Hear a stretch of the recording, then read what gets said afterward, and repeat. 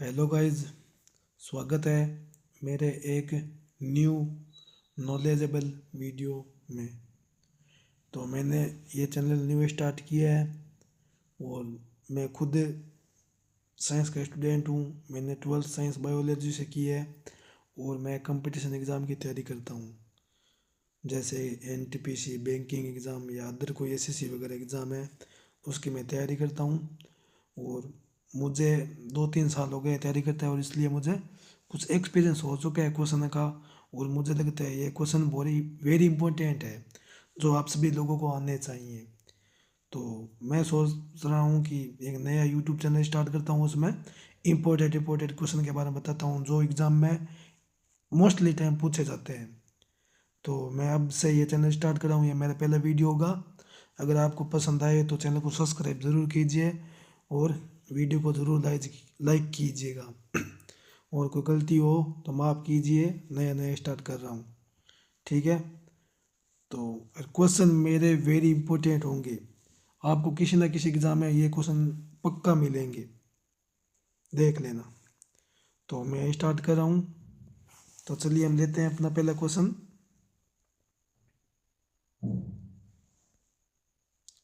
पहला क्वेश्चन पूछा है, विभवांतर को मापने के लिए उपकरण का उपयोग किया जाता है। किस उपकरण का उपयोग विभवांतर को मापने के लिए किया जाता है? तो मैं बता देता हूँ। विभवांतर का मतलब होता है विभव अंतर, मतलब दो बिंदुओं के मध्य विभव का अंतर होता है, उसे बोला है विभवांतर। विभवांतर को इंग्लिश में बोलते हैं पोटेंशियल डिफरेंस, जिसको हम वोल्टेज भी कह सकते हैं। और इसको हमेशा दो बिंदु के मध्य नापा जाता है। और इसको मापने के लिए जिस उपकरण का उपयोग किया जाता है उसको हम वोल्ट मीटर बोलते हैं, वोल्ट मीटर। हमेशा याद रखना, ये क्वेश्चन वेरी वेरी इंपॉर्टेंट है, जो मोस्टली बार पूछा जाता है ये क्वेश्चन। तो ध्यान रखें, विभवांतर जिसको हम इंग्लिश में पोटेंशियल डिफरेंस बोलते हैं, जिसको हम वोल्टेज बोल सकते हैं, उसको मापने के लिए वोल्ट मीटर का उपयोग किया जाता है, जिसको दो बिंदुओं के मध्य समानांतर क्रम में लगाया जाता है, याद रखना। और विभवांतर की इकाई या यूनिट होती है, ऐसा इकाई हमेशा ध्यान रखना, वे होती है वोल्ट। यह इम्पोर्टेंट क्वेश्चन है, ध्यान रखना, ठीक है। तो चलिए चलते हैं नेक्स्ट क्वेश्चन पर। नेक्स्ट क्वेश्चन है, किस ताप पर जल का घनत्व अधिकतम होता है? तो हमेशा ध्यान रखना, जल का घनत्व मैक्सिमम होता है 4 डिग्री सेल्सियस टेम्परेचर पर। हमेशा याद रखना, जल का घनत्व मैक्सिमम होता है 4 डिग्री सेल्सियस पर, जिसको हमें केल्विन में बदलना पड़ेगा क्योंकि यहाँ पर सारे ऑप्शन केल्विन में दिए हुए हैं। तो हमेशा ध्यान रखें, केल्विन में चेंज करने के लिए हमें उसमें 4 डिग्री सेल्सियस है, इसमें हमें 273 ऐड करना है, 273 केल्विन।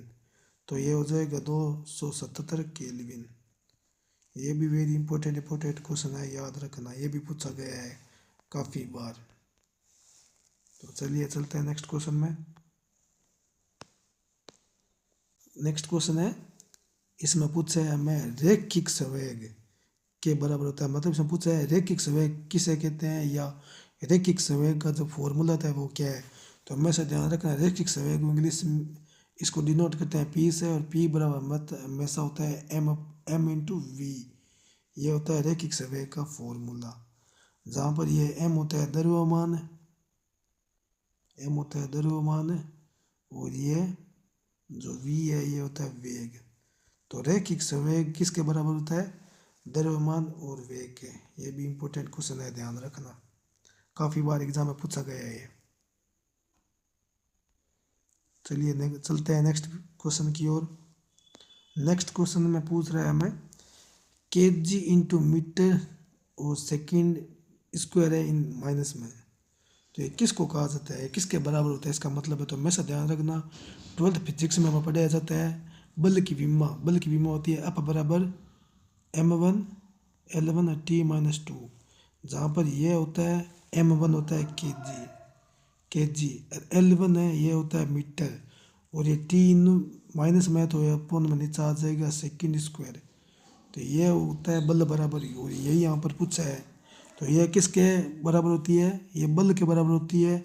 और बल का हमेशा मात्रक SI मात्रक होता है न्यूटन। तो ये हो जाएगा 1 न्यूटन के बराबर। ये भी वेरी इंपॉर्टेंट है।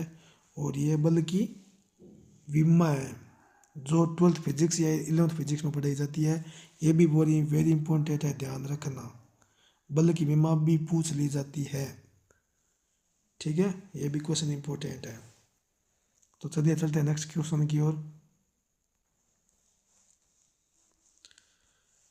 नेक्स्ट क्वेश्चन में हमें पूछा है चाल, दूरी और समय में सही संबंध पूछा है। तो हमेशा ध्यान रखना, चाल का मतलब होता है स्पीड, स्पीड का मतलब होता है वेग, और दूरी और समय। तो हमेशा ध्यान रखें, दूरी होती है उसको हम डी से डिनोट करते हैं डिस्टेंस, उसमें परिवर्तन होता है टी। ये हमेशा बराबर होता है स्पीड के, हमेशा ध्यान रखना। यह भी क्वेश्चन वेरी इंपॉर्टेंट है, यह भी पूछा जाता है काफ़ी सारे एग्जाम में। डिस्टेंस या दूरी होती है उसमें परिवर्तन होता है टी, ये बराबर होता है स्पीड के। तो स्पीड अपॉन बराबर बराबर हो जाएगा डी अपॉन टी के। ये भी वेरी वेरी इंपॉर्टेंट क्वेश्चन है, ध्यान रखना। तो चलिए चलते हैं नेक्स्ट क्वेश्चन की ओर। नेक्स्ट क्वेश्चन में हमें पूछा है प्रकाश में संचरित होता है, मतलब पूछा है जब सूर्य से प्रकाश पृथ्वी पर आता है तो वह किस रूप में गति करता है। तो हमेशा ध्यान रखना, प्रकाश हमेशा सीधी रेखा में संचरित होता है, गति करता है, हमेशा ध्यान रखना। वेरी इंपॉर्टेंट क्वेश्चन है ये। प्रकाश हमेशा सीधी रेखा में संचरित करता है, इंपॉर्टेंट क्वेश्चन है, ध्यान रखना। तो चलिए नेक्स्ट क्वेश्चन की ओर। नेक्स्ट क्वेश्चन पूछा है कूलाम की SI इकाई क्या है। कूलाम हमेशा ध्यान रखना, कूलाम है ये किसकी SI इकाई है। तो हमेशा ध्यान रखना, कूलाम विद्युत आवेश की SI इकाई है, हमेशा ध्यान रखना। कूलाम विद्युत आवेश की SI इकाई है। ये भी वेरी इंपॉर्टेंट क्वेश्चन है, हमेशा ध्यान रखना। बहुत बार एग्जाम में सीधा पूछ लिया जाता है, कूलाम की किसकी SI इकाई है। तो विद्युत आवेश की। तो चलिए चलते हैं नेक्स्ट क्वेश्चन की ओर। नेक्स्ट क्वेश्चन में पूछा गया है कार्य करने की दर या ऊर्जा स्थानांतरण की दर किसको क्या कहते हैं। तो हमेशा ध्यान रखना, कार्य करने की दर होती है, इसको हम कहते हैं शक्ति, P यानी पावर। तो कार्य करने की दर या ऊर्जा स्थानांतरण की दर को हम कहते हैं, क्या कहते हैं, शक्ति। और शक्ति को हम कहते हैं पावर इंग्लिश में, ध्यान रखना। इससे हम इसका मात्रक या यूनिट भी बना सकते हैं, हमेशा ध्यान रखना। इस फॉर्मूले से जो इस वीडियो में आपको नहीं बना के दिखा रहा हूँ, जब मैं नेक्स्ट वीडियो बनाऊँगा तब मैं आपको इस फॉर्मूले के द्वारा पावर या शक्ति की मैं यूनिट भी आपको निकालना सिखाऊंगा। तो एक बार मैं आपको सीधा फॉर्मूला बता रहा हूँ, इसको ध्यान रखना। ये वेरी इंपॉर्टेंट क्वेश्चन है, ये भी पूछ लिया जाता है। तो चलिए चलते हैं नेक्स्ट क्वेश्चन की ओर।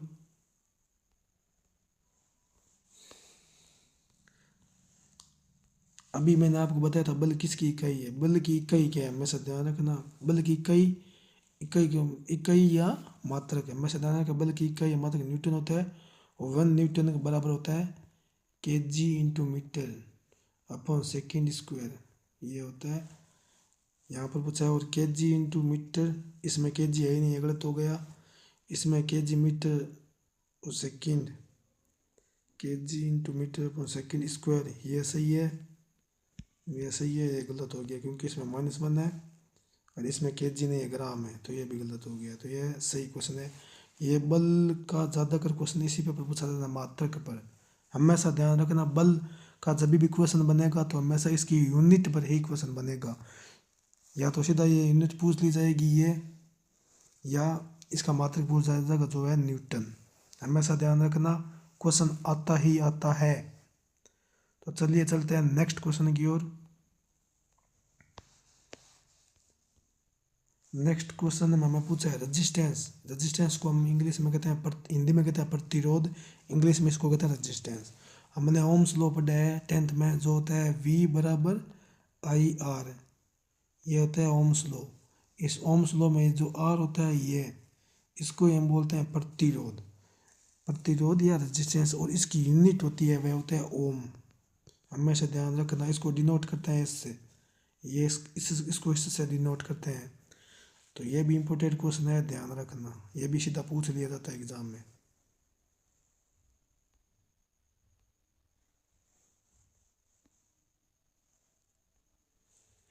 नेक्स्ट क्वेश्चन है जिसमें पूछा है हाइग्रोमीटर।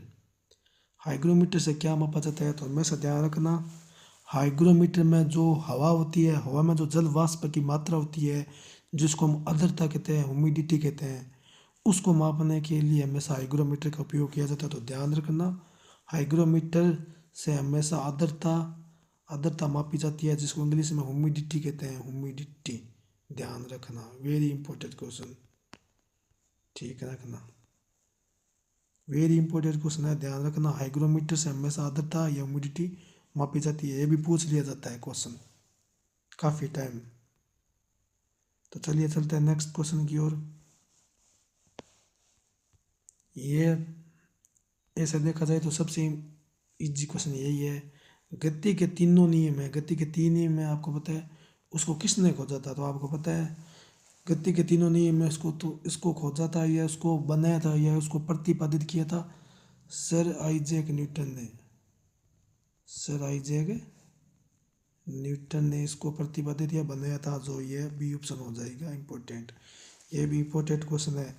मैं अपने वीडियो में हमेशा ध्यान रखना, इम्पोर्टेंट ही इम्पोर्टेंट क्वेश्चन को ले आऊँगा, अर्थात मैं जो वीडियो में क्वेश्चन ले रहा हूँ वह किसी न किसी एग्ज़ाम में पूछे गए हैं और बहुत बार पूछे गए हैं और आगे भी बहुत बार पूछे जाएंगे। ध्यान रखना, इम्पोर्टेंट ही इम्पोर्टेंट क्वेश्चन ले रहा हूँ सारे के सारे। तो चलिए चलते हैं नेक्स्ट क्वेश्चन की ओर।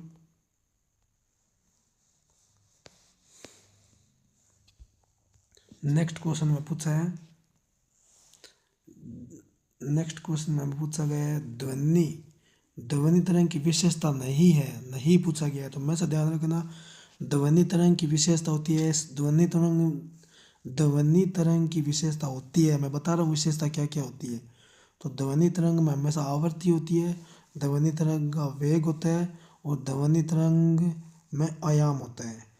लेकिन यहाँ पर ऑप्शन बी दिया हुआ है हर्ज। हर्ज होती है हमेशा इकाई है, यूनिट जो होती है आवृत्ति की, यह यूनिट है हर्ज, विशेषता नहीं है। और ये हर्ज यूनिट है, ये आवृत्ति की है, और आवृत्ति वेग और आयाम ये ध्वनि तरंग की विशेषता है। तो ये नहीं हो गए तो ये सही क्वेश्चन ऑप्शन बी राइट होगा।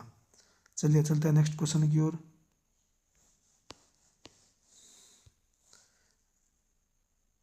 नेक्स्ट क्वेश्चन पूछा है एक नैदानिक थर्मामीटर। नैदानिक थर्मामीटर को इंग्लिश में कहते हैं क्लिनिकल थर्मामीटर। क्लिनिकल थर्मामीटर वो थर्मामीटर होता है जिसको मेडिकल साइंस है, जो विशेष तौर पर मानव यूज के लिए बनाया जाता है, जो शरीर के टेम्परेचर को मापता है।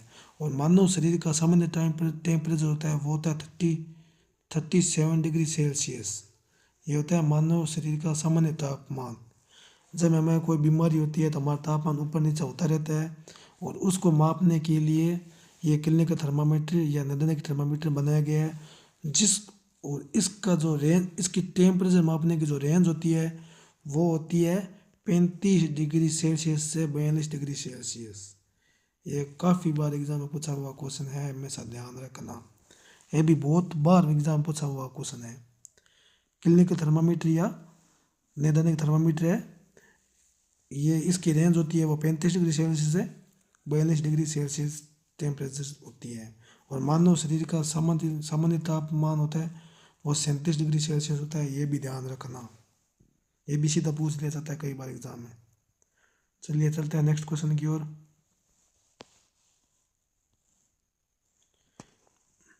नेक्स्ट क्वेश्चन में पूछा है विद्युत परिपथ में उत्पन्न उष्मा होती है जिसको हम कहते हैं हीट, जिसको हम डिनोट करते हैं एच से, ये किसके समानुपाती होती है? ध्यान रखना, एक वैज्ञानिक था जिसका नाम था जूल का तापीय नियम, मतलब वैज्ञानिक था जिसको जूल कहते हैं, जूल नाम था उस वैज्ञानिक को, जिसका नियम था वो था जूल का तापीय नियम, इंग्लिश में कहते हैं जूल का हीटिंग लॉ। उसने बताया था कि किसी विद्युत परिपथ में पर उत्पन्न उष्मा होती है एच, वो बराबर होती है किसके? उसमें प्रवाहित धारा के स्क्वायर के, और उस परिपथ के, प्रतिरोध के और समय टी के। ये सीधा सूत्र पूछ लिया जाता है कई बार एग्जाम में। अर्थात हीट होती है किसी विद्युत परिपथ में उत्पन्न ऊष्मा होती है हीट, वह किसके बराबर होती है? उसमें प्रवाहित धारा के स्क्वायर के गुणनफल और प्रतिरोध के गुणनफल और समय के गुणनफल के। तो सीधी उत्पन्न ऊष्मा है किसके समानुपाती हो गई? आर स्क्वायर के, जो ऑप्शन बी है। ये भी वेरी वेरी इंपॉर्टेंट क्वेश्चन है, ये भी सीधा पूछ लिया जाता है, ध्यान रखना। इसे कहते हैं जूल का तापीय नियम या जूल का हीटिंग लॉ, जिसका सूत्र ये है, याद रखना हमेशा। तो चलिए चलते हैं नेक्स्ट क्वेश्चन की ओर। नेक्स्ट क्वेश्चन में पूछा है हमें ऊर्जा की व्यवसायिक इकाई पूछा है हमें, ध्यान रखना, हमेशा ध्यान रखना। ऊर्जा की एसआई इकाई होती है, एनर्जी है, एनर्जी की एसआई इकाई होती है, वो होती है जूल। ऊर्जा की एसआई इकाई होती है, वो होती है जूल। ऊर्जा की व्यवसायिक इकाई होती है, व्यवसायिक इकाई जिसको हम बिजनेस यूनिट कहते हैं, ये होती है किलोवाट घंटा। हमेशा ध्यान रखना, ऊर्जा की एसआई इकाई होती है जूल और बिजनेस यूनिट ये होती है किलोवाट घंटा, हमेशा ध्यान रखना। और 1 किलोवाट घंटा कभी कभी पूछ लिया जाता है 1 किलोवाट घंटा कितने जूल बराबर होता है, तो 1 किलोवाट घंटा होता है, ये हमेशा ध्यान रखना, ये होता है 3.6 इंटू 10⁻⁶ जूल के बराबर होता है। ये भी एग्जाम में काफ़ी बार पूछ लिया जाता है। 1 किलोवाट घंटा ये किसके बराबर होता है? ये 3.6 इंटू 10⁻⁶ जूल के बराबर होता है। तो यहाँ पर पूछा है ऊर्जा की व्यवसायिक इकाई क्या है, तो मैंने ऐसा इकाई बता दिया आपको और बिजनेस यूनिट भी बता दिया, जो होती है किलोवाट घंटा, ऑप्शन है। तो चलिए चलते हैं नेक्स्ट क्वेश्चन की ओर।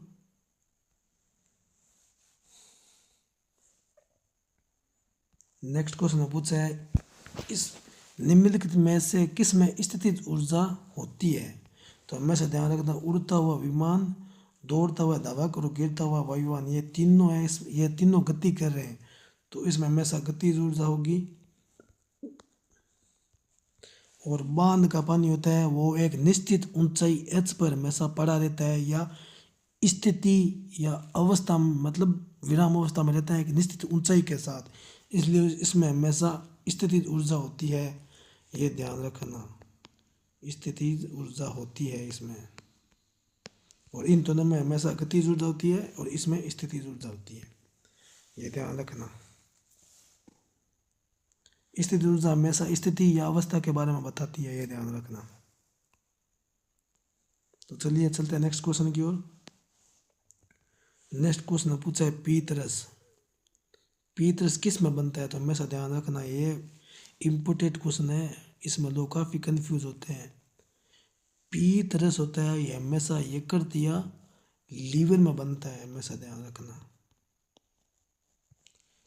पीतरस है ये यकृत या लीवर में बनता है, लेकिन ये सेव होता है या स्टोर होता है, अर्थात जब लीवर एक्स्ट्रा पीतरस बनाता है तो वह हमेशा स्टोर होता है पित्ताशय में, गोल ब्लैडर बोलते हैं इंग्लिश में, हिंदी में बोलता है पित्ताशय। इसमें यह सेव या संरक्षित होता है जो एक्स्ट्रा बनता है वो, लेकिन शरीर में पीतरस बनाता कौन है? वह यकृत या लीवर बनाता है, ध्यान रखना, जिसको हम जिगर भी बोलते हैं। ये भी काफ़ी इंपॉर्टेंट क्वेश्चन है। तो चलिए चलते हैं नेक्स्ट क्वेश्चन की ओर।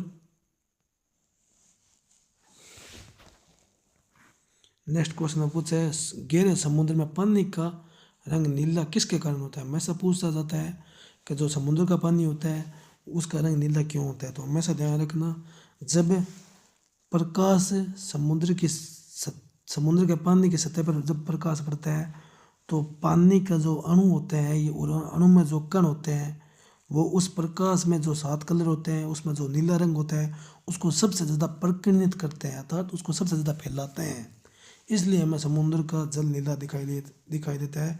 तो उसका सही आंसर होगा प्रकाश को क्या करता है? सबसे ज़्यादा प्रकीर्णित करता है, इसके कारण हमें समुद्र का पानी नीला दिखाई देता है। ये भी इम्पोर्टेंट क्वेश्चन है, ध्यान रखना। तो चलिए चलते हैं नेक्स्ट क्वेश्चन की ओर। नेक्स्ट क्वेश्चन में हमें पूछा गया है भूकंप की तीव्रता मापने के लिए किस उपकरण का उपयोग किया जाता है? तो ध्यान रखना, भूकंप की तीव्रता को मापने के लिए हमेशा रिक्टर पैमाने का यूज किया जाता है। भूकंप की तीव्रता को मापने के लिए हमेशा रिक्टर पैमाने का यूज किया जाता है। ये भी वेरी इंपॉर्टेंट क्वेश्चन है जो काफ़ी बार एग्जाम में सीधा का सीधा पूछ लिया जाता है, ये ध्यान रखना। तो गाइज मैंने इस वीडियो में 20 इंपॉर्टेंट क्वेश्चन लिए हैं जो आप देख लेना, आपको किसी न किसी एग्ज़ाम में है जैसे कि जैसे आपको छपे हुए मिल जाएंगे। और मैं अब से ये पहला मेरा वीडियो है, उस सबसे मैं कंटिन्यू न्यू वीडियो बनाऊंगा जिसमें चाहे मैं 10 क्वेश्चन लूँ, चाहे 20 क्वेश्चन लूँ, चाहे 50 क्वेश्चन लूँ, मैं इम्पोर्टेंट क्वेश्चन ही लूँगा जो कभी ना कभी किसी एग्ज़ाम में पूछा गया है और बहुत वेरी इंपॉर्टेंट मान के चलो कि नेक्स्ट वो किसी न किसी क्वेश्चन में आपको उनमें से काफ़ी क्वेश्चन मिल जाएंगे। आपको मेरी क्लास या मेरा वीडियो है, आप देखते रहना और इसमें से ज़्यादातर क्वेश्चन आपको, अगर आप किसी एग्ज़ाम की तैयारी कर रहे हो तो उस एग्ज़ाम में आपको साइंस रिलेटेड क्वेश्चन है जो फिजिक्स हो सकती है, बायोलॉजी हो सकती है, केमिस्ट्री हो सकती है, और कुछ कुछ क्वेश्चन मैं मैथ के भी लूँगा जो न्यूमेरिकल बेस पर होंगे या न्यूमेरिकल फार्मूलाज पर क्वेश्चन होंगे। वो आपको सीधे के सीधे एग्ज़ाम में कहीं ना कहीं मिल जाएंगे पक्का, ये मेरी गारंटी है।